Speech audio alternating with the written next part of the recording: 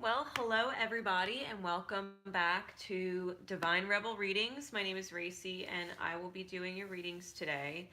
These readings are for fire signs: Aries, Leo, and Sagittarius. This is Sun, Moon, Rising, or Cusp energy.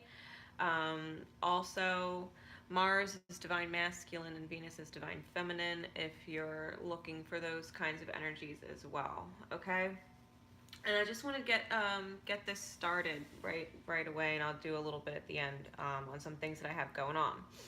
So, Aries, the way these readings are set up, this is your energy and a second energy. So, look at it as divine and masculine energies. Okay, divine and masculine energies. Which is up to you, and of course, all four of them can most definitely represent yourself. So you've got the hedonist, the rescuer, the advocate, and the king. And I want to start with this card. Um, well, these two cards. I'll start with both of these because this is one. This is one energy here. These two cards really focus on embracing the beauty of life. You know, being the strength that puts compassion into action. You know, this is an opportunity for you to grow. All right, this energy has the potential to grow, and they can do that by really loving themselves enough to follow their joy. Okay, this person, this energy should also really avoid habits of being selfish or overindulgent in the ego. You know, not taking responsibility for the fact that denying their true self's path is also like denying the other people a chance to heal. Like when you deny your true path, when you deny your intuition, what you know, you're by default, denying other people what love you have to give the world. You know, through your path and your passion and the things that you love, right? So this is energy number one, Aries. Now, energy number two could be another aspect of yourself, and it could also be a second person, okay? So we got the rescuer and the king. Now, the second energy, this person, either they provide or provided you strength and support when you needed it, right? They were there for you when you needed it with no expectations of anything in return. This person was simply just giving because they care about you, okay? This might be the energy that you need to embrace within yourself as well, all right? But I'm getting for those of you who this is resonating with as a second person, um, this person is enlightened. You know, they're kind-hearted. Um, However, you may have not been there for them the way they were there for you, or they weren't there for you the way you were there for them. All right, so you know this dual energy here. What it really comes down to is being able to believe in what I got from these when I shuffled these. Um, Really coming down to believing in yourselves enough, right? Because we got the believe in yourself card and we got allow love. Um, Believing in yourselves as individuals and the connection that you have to each other or yourself, you know, this self connection. It's really Aries.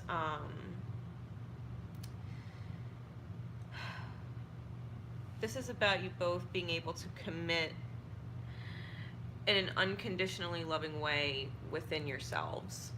You know, that's where it starts. Like if you're resonating with this as you and another person, then both of you have to come to the realization that you need to commit. right? There can't be any bumping back and forth, kind of wishy-washy thinking, like both people have to really commit to it. And that's, part of the advice. We got the commitment card. So I hope that gives you some insight, Aries. This isn't just about you, right? This isn't just about you. This is about other people having an opportunity to heal. And maybe this person gave a lot to you, and they really do deserve it, right? They deserve that kind of reciprocation from you. It's just, that you've something's fallen short, you know, the love is only going one way. So either, if this is just you as one person, then you're giving a lot of energy out, a lot of thought out to other people and not enough to yourself. And if this is two separate people, then one person was definitely giving more, unconditionally giving more when maybe the other person was loving with conditions. Okay? So both of you have to believe on different ends of the spectrum that you're worth loving, that you can allow love in, right, in order to give it and receive it. That balance, right? That commitment to equal give and take, okay? So that's Aries. Now for Leo, we are going to move into Leo. All right, so Leo, we have your 4 energies here. All right, these 2 cards represent one energy, divine masculine or feminine is up to you, and this represents the other energy, so you can read it as 2 different people. If you're a Leo, then this would be the person that the Leo is cross-watching for, that they would cross-watch, and if you're cross-watching for Leo, this is your energy, or vice versa, right? Energy is fluid. And then, of course, all 4 can just be what you're dealing with within your own self, all right? Life's being a mirror. So, Leo, the first cards that we got for the first energy, we got were God and Beggar. Now, the energy of these 2 cards, okay, the universe is really wanting you to embrace your dynamic qualities, okay? You are, Leo, an inspirational force. If you haven't felt that way lately, you really have to go back and think about what was your most recent, like, heart and soul felt achievement. Something that when you look at it, that was your last clear success. It felt really good to be able to do that, to achieve that, and see the results of that. You're strong. This is about, Leo, embracing your inner strength, that you know and are aware of how to evolve and survive, that you can continue to grow and shift and change and become stronger as you go, right? This energy also kind of calls for you with the shadow attributes to really avoid kind of like exerting control over others due to this false illusion of being dependent on other people for your happiness, right? Because you don't need other people to be happy. You don't need them. It's nice and they do give you happiness, but it's not required, right? So just be wary of when you get lost into that idea, that other people being in your life in some which way, shape, or form, that without it you're unhappy. Just watch that you subconsciously you're not trying to control things with your actions. Okay? So the second energy, right? Or that could be somebody else, right? That could be the other person. But the second energy, we got victim and we got child orphan. So this energy, right? This person or this energy within yourself may be stuck in a, victim mentality, or is stuck on someone, with whom they were the victim of, like, mistreatment. This person has deep-rooted internal battles with abandonment. They don't deserve what happened to them, right, in life or in this relationship, but because their journey requires them to transform, right, through strengthening their ability to depend on themselves for their happiness, they're a good person, and they've been dealt a lot of hard knocks, right? Not because they deserve it, right? They're a good person, they're a kind-hearted person, um, but they really do need to conquer this karmic, past life, reoccurring lesson in being independent, being able to depend on themselves and survive on their own, with or without other people, So this person or this energy within yourself, you know, um, trying not to pity yourself, or this person is fighting, having to, pitying themselves, like they don't want people to feel bad for them, they don't feel bad for them, like this energy understands, it understands. I just get a really looming sadness with this, so if this is your own energy, this might be something really deep, or if it's with somebody, that right, that you were in a relationship with at one point, this energy or their memory is still kind of lingering around.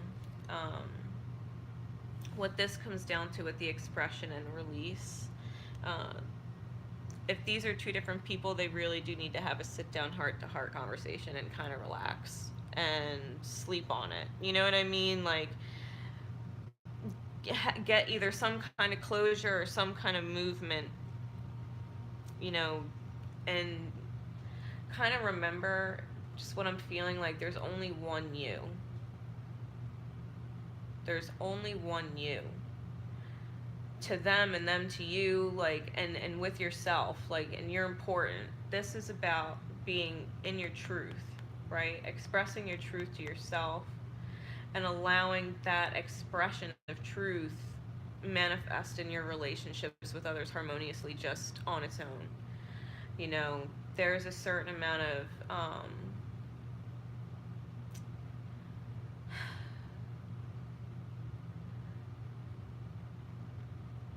there's a certain amount of energy in this reading where I think these two people both want the same thing, but they've experienced life in such a way that it's like they're having a hard time connecting the dots into their healing. All right, and this is, the individuality card is, like I said, leaving your individual stamp on the world. You have a special place with them and they have a special place with you in their hearts. Like, that's just where it is, and that goes for yourself included. Like, deep down that there is a real need to get in touch with yourself that doesn't feel, these shadows of sadness.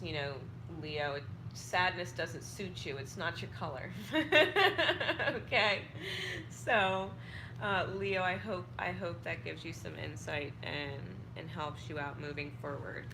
Okay, and moving right along into Sagittarius. Okay, so Sagittarius, Sun, Moon, Rising, and cusp signs. Of course, you can follow your divine masculine and feminine energies, where your Mars and your Venus are. Okay, so Sagittarius, we have, the first two cards are your energy, or a energy, divine masculine or feminine. It resonates, however it resonates with you. This is a second energy, so it could be the counterpart, or it could be, the total of all of your energies, within the things that you are dealing with within yourself. Okay, so the first energy that we have detective and the shapeshifter. Okay, now these cards are really calling you to embrace your ability to navigate through higher realms of consciousness, observing, kind of seeking out your highest truths. Okay, um, reminding you to see the potential for beauty in everything. you know your reality is transforming and shifting, and you're seeing this, like, you're seeing how the universe is working, right? It's kind of unfolding unfolding before you. You're trying to see, but it's like you can't skip ahead chapters in a book. You can't see through to the end. You still have to read, you know each page and each chapter and see how it develops. And so you're watching things shift and you're getting this higher perspective. It's also asking you, like, energetically to avoid being false with your feelings, right? You have to be really honest with your feelings, within yourself, because if you're not honest within your own self, then you can't be honest with other people, so that you don't get stuck, inadvertently in like a karmic situation, because of your ego, or what or who you think you want. Like, you really do have to be open to whatever ending the book might have. Like, you don't know the ending. You might think you might think you see, but it's all speculation until you actually get to the end. So, you know, try not to get lost in the speculation, and just kind of enjoy watching it happen, the suspense building, right? So that's the first energy. Now, the second energy, or second half of your energy, we got the child wounded and the storyteller cards. Now, these two cards, this energy is working on forgiving themselves. I'm feeling like they're working on forgiving themselves for hurts that they've caused, in the past, or hurt that they experienced in the past. Like, they're forgiving themselves or other people. This person is getting signs and synchronicities too, and they're recognizing it. They're following the divine signs. Like, they might not know what each of them means, but they know they're getting them. Like, they're seeing the synchronicities, they're seeing the patterns, they're seeing things. Like, their awakening is already moving. They're also healing really deep rooted, internal battles stemming from dysfunctional childhoods, as well as needing to undo, like, maybe some kind of slander, you know? Like, they have to face going against, like, hurtful things they told others about you in the past. Um, if you're dealing with, a second person, someone having to swallow their words, swallow their words to others, like, they'd have to eat their words, is what I'm kind of feeling. If this is you, if this is your energy, you might be dealing with the fact that someone slandered you, and being around, or dealing with that kind of negative talk, that you've almost developed self-speech, like negative self-speech, where you might believe them, or you take someone for their word. It's kind of, wanting the whole story, right? Feeling like there's something like unfinished, that it's still open-ended. Um, I'm feeling like there's a lot of,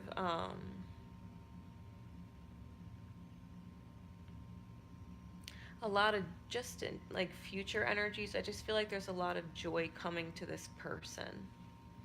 I think them speaking this, I'm just feeling like this essence of truth around them, that they're seeking truth. Like, there's a lot of higher energy to this, and it's requiring certain things to move forward and heal.